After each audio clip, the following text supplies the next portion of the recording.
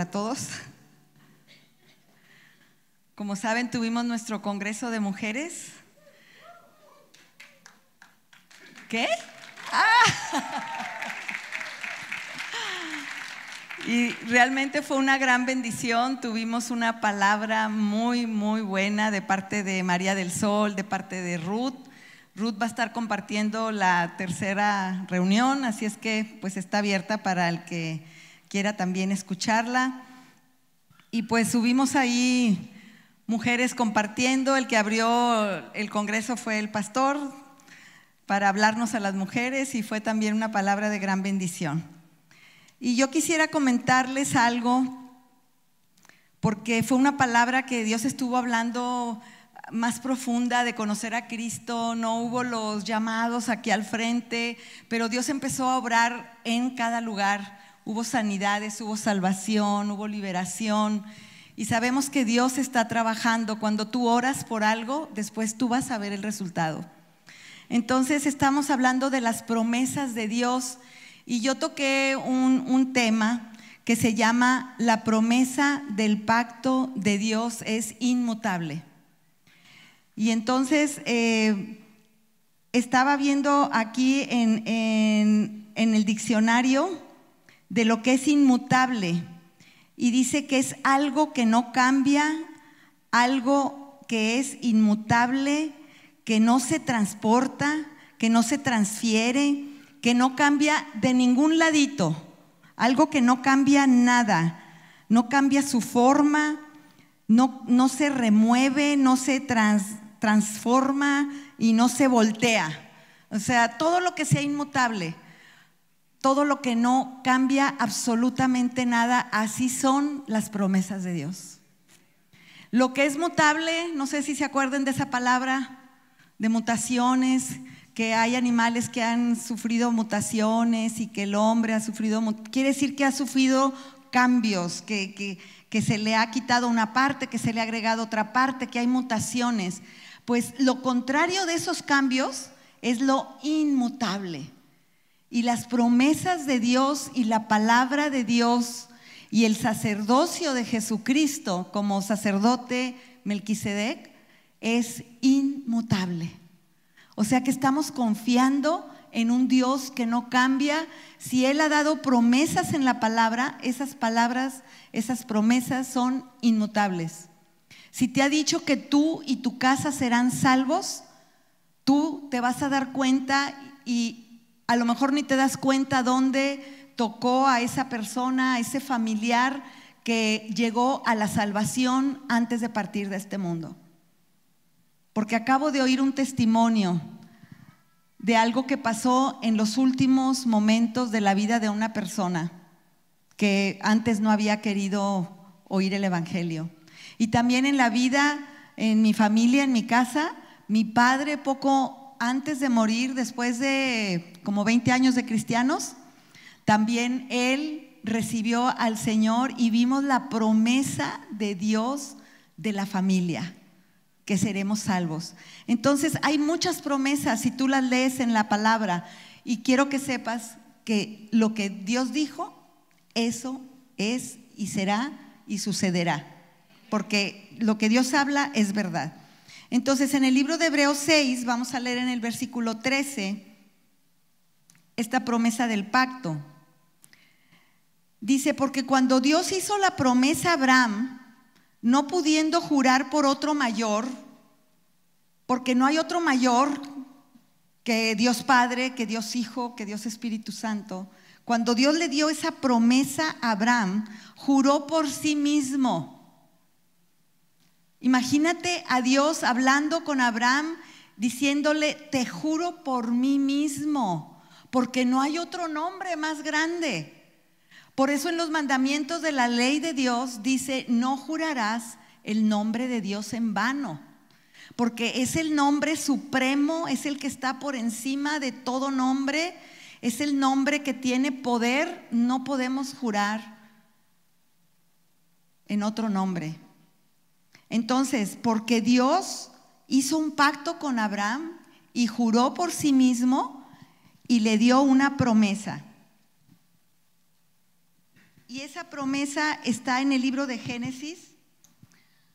Cuando Dios le da la promesa, en Génesis 22:15, dice: y llamó el ángel de Jehová a Abraham segunda vez desde el cielo y dijo: por mí mismo he jurado, dice Jehová, por mí mismo he jurado que por cuanto has hecho esto y no me has rehusado tu hijo, tu único hijo, de cierto te bendeciré y multiplicaré tu descendencia como las estrellas del cielo y como la arena que está a la orilla del mar, y tu descendencia poseerá las puertas de sus enemigos.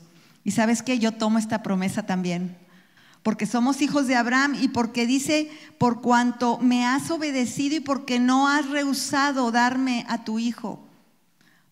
En cuanto nosotros estamos obedeciendo y no rehusamos, cuando el Señor nos pide algo, se lo damos, Él nos bendecirá y bendecirá a nuestros hijos. Entonces dice otra vez en Hebreos 6, dice que juró por sí mismo diciendo: de cierto te bendeciré con abundancia, porque Dios no es un Dios que se queda corto. Te voy a bendecir poquito, no, dice: te bendeciré en abundancia. Y en abundancia quiere decir hasta que sobreabunda, más allá de lo que tú te puedes imaginar.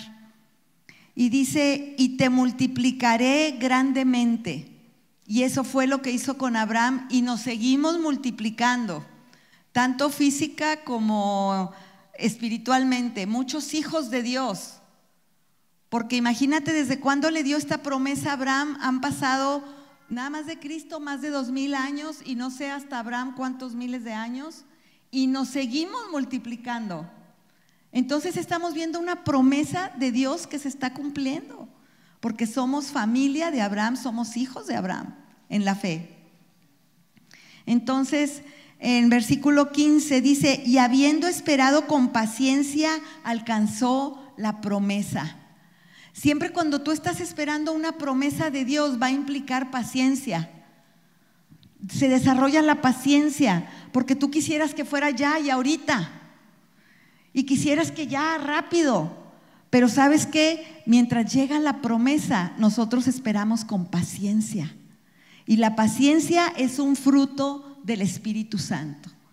Y uno de los significados de paciencia que estuve leyendo quiere decir que cuando hay algo que te hacen y que tú quieres venganza y quieres pagársela, te detienes. Cuando detienes la venganza y ahí estás esperando así 1, 2, 3 y quisieras en esa etapa de tu vida una venganza, pero te estás deteniendo, eso es paciencia, porque la venganza se la estás dejando al Señor.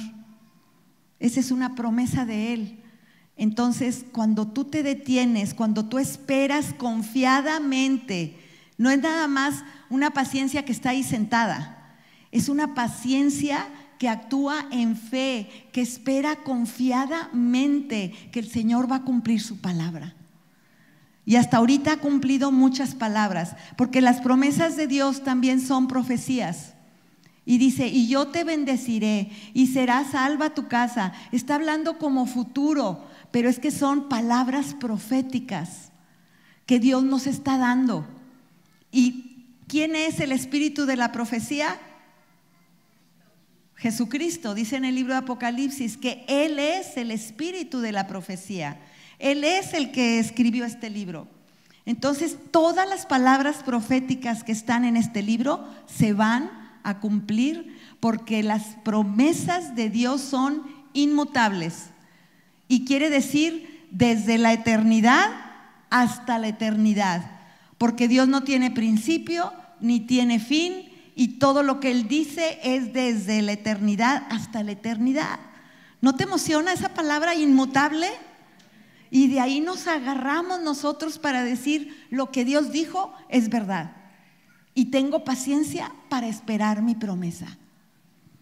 Y luego dice en el 16, dice: porque los hombres ciertamente juran por uno mayor que ellos, y para ellos el fin de toda controversia es el juramento para confirmación. Porque cuando alguien juraba algo, en el nombre de Dios, lo tenía que cumplir. Antes no era por papel, era por palabra. Y si una persona le juraba algo a alguien, era la confirmación de ese juramento, se cumplía. Ahora pues ya necesitamos firmar papeles y papeles, ¿verdad? Y en el 17 dice, por lo cual queriendo Dios mostrar más abundantemente a los herederos de la promesa, ¿quiénes somos los herederos? Nosotros. Y queriendo confirmarlo más abundantemente, o sea, para que no tengas ninguna duda, dice, para probar la promesa, la inmutabilidad de su consejo, interpuso el juramento. Entonces, el pacto que es inmutable y el juramento, el que juró por sí mismo en su nombre, esas dos cosas nos dan a nosotros tranquilidad de que Dios es verdad. Nos dan seguridad de que lo que dice Dios se va a cumplir. El juramento en sí mismo es como cuando veía al pueblo de Israel que se iba a la idolatría y se iba de esclavitud y decía, cuando los hacía volver, decía, y no lo hago por ustedes, lo hago porque lo juré por mí mismo. Y él tenía que cumplir ese juramento. Entonces no es por lo que nosotros hagamos, es porque él lo dijo y él lo va a cumplir. Tienes que descansar en su promesa. Tienes que descansar en su promesa. Entonces dice que los herederos de la promesa, la inmutabilidad de su consejo, y también interpuso juramento, para que por estas dos cosas inmutables, en las cuales es imposible que Dios mienta. ¿Quién es el padre de mentira? Pero Dios, Él nunca miente. Es inmutable, su verdad es inmutable. Pasarán el cielo y la tierra, pero sus palabras nunca pasarán. Entonces dice, para que por dos cosas inmutables en las cuales es imposible que Dios mienta, tengamos un fortísimo consuelo los que hemos acudido para asirnos de la esperanza puesta delante de nosotros. Eso nos consuela. Y no dice, es un consuelo pequeño, dice fortísimo, está en superlativo. El consuelo más grande que puedas tener está basado en las promesas de Dios que son inmutables y en el juramento, en el nombre más alto que es el nombre de Dios. Esas dos cosas te hacen que tú te afiances en tu cristianismo, que no andes dudando en la promesa de la resurrección, porque su promesa es que el mismo Espíritu que levantó a Cristo de los muertos nos va a levantar a nosotros. Su promesa es que Él está preparando una casa en los lugares celestiales y que un día vamos a cenar con Él y que vamos a ir al cielo. ¿Sabes qué? El juramento que Él hizo y las promesas inmutables me hacen decir, yo creo lo que Dios está prometiendo y nos vamos a encontrar con Él y lo vamos a ver a Él, porque dice su palabra. En versículo 19 dice, la cual tenemos como segura y firme ancla. Esta esperanza que se basa en lo inmutable es un ancla segura del alma y que penetra hasta dentro del velo. Imagínate esta ancla del alma, pues yo cuando leí esto me imaginé como que de nuestra alma salía un ancla, ¿no? Y esa ancla se pesca en las promesas y de ahí no me muevo, Entonces, si yo me muevo de ahí es porque hay duda y hay desconfianza. Es como deslizarse poco a poco, porque un barco que no tiene ancla, ¿qué le pasa? Se empieza a ir y se empieza a ir. Entonces, si tú quitas el ancla de las promesas de Dios y de los juramentos de Dios, te puedes deslizar. Y cuando este barquito se empieza a ir y se empieza a ir, ¿sabes tú cuándo lo vas a recuperar? Ya cuando te diste cuenta, ya estás en el mundo. porque te soltaste del ancla, te soltaste de la roca de Jesucristo, te soltaste de sus promesas, de sus juramentos. Entonces, ¿qué es el alma? Mi alma es la que tiene voluntad, es la que piensa, es la que siente, es la que tiene las emociones, es la que duda, que dice mis pensamientos, sí o no, será. Pues ¿sabes qué? El ancla de tu alma tiene que estar en las promesas de Jesús. Y de ahí no nos movemos, es la roca, Jesucristo, que estamos ahí. Y dice que penetra hasta dentro del velo. Y dice que este velo donde Jesús entró por nosotros como precursor, porque fue el primero que entró, hecho sumo sacerdote para siempre, es para siempre, según el orden de Melquisedec. Y en el capítulo 7, enfrente de tu hoja, en el versículo 23 dice: y los otros sacerdotes llegaron a ser muchos, debido a que por la muerte no podían continuar. Entonces se moría un sacerdote y ponían a otro, y ponían a otro, y ponían a otro. Pero en el versículo 24, ¿qué dice? Mas que está hablando de Jesús, mas por cuanto permanece para siempre, o sea, eternamente, es para siempre, tiene un sacerdocio inmutable. Jesucristo es nuestro sacerdote.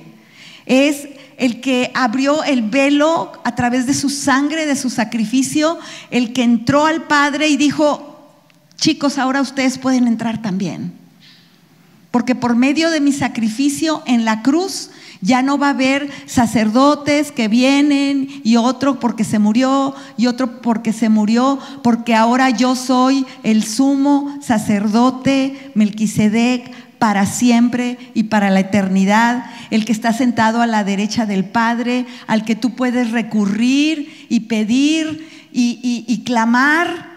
Él está ahí siempre. Pero ¿sabes tú?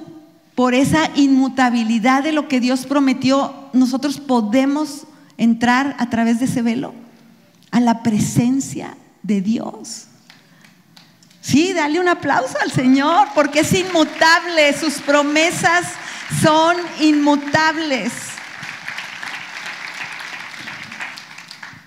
Entonces, esas promesas que nosotros tenemos, nosotros confiamos en ellas. Se puede hablar mucho de las promesas, pero la base que yo quería dejar es de que sepas que son inmutables. Y que creas, y que en eso se basa nuestro cristianismo. Porque si tú dudas de las promesas de Dios, pues Cristo, el llegar al mundo fue una promesa que yo acabo de leer ahorita, que va a venir y que va a reinar con justicia, y llegó hace 2000 años. Y desde Génesis dice: pero yo voy a mandar a uno que le va a aplastar la cabeza al enemigo, y lo mandó.